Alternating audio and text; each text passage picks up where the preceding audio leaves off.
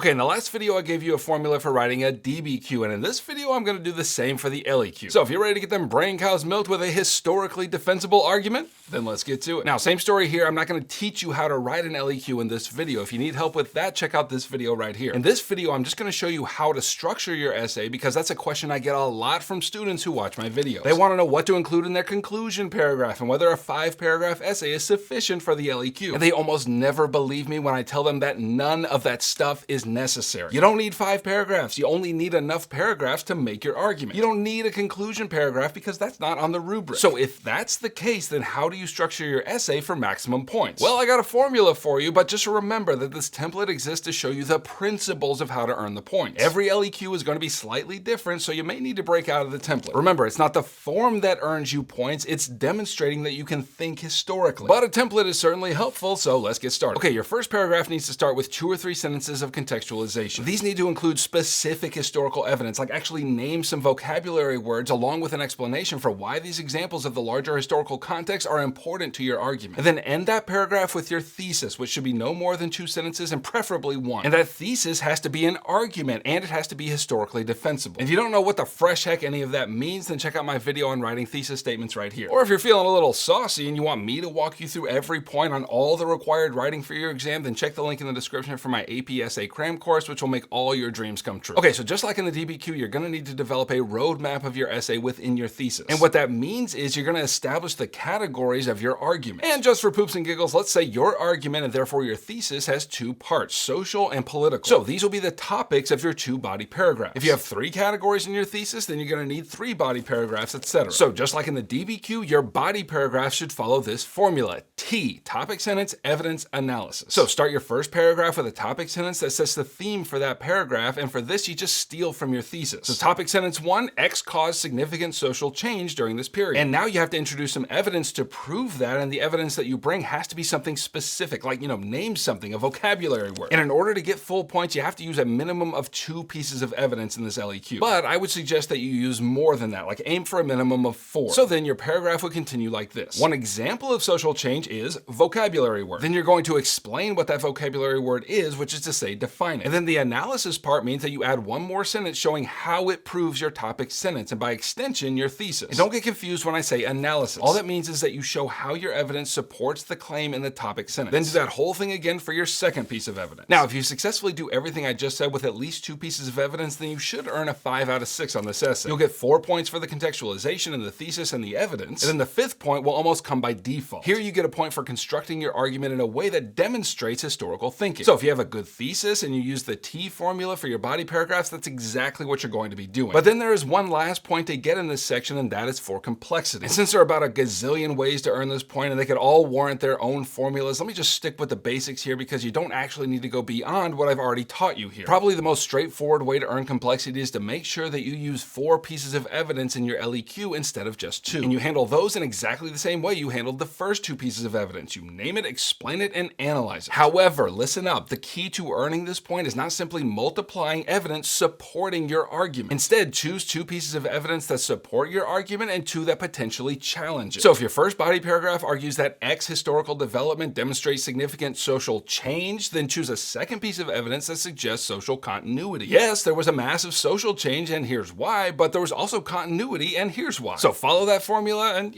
maybe all your dreams will come true. Okay, if you don't know how to write a thesis, then this is the video you should watch next. And you can click here to get my APSA cram course if you want me to walk you through every point on the writing for your course and give you some examples of exactly how to get them all. And I'll catch you on the flip-flop. Heimler out.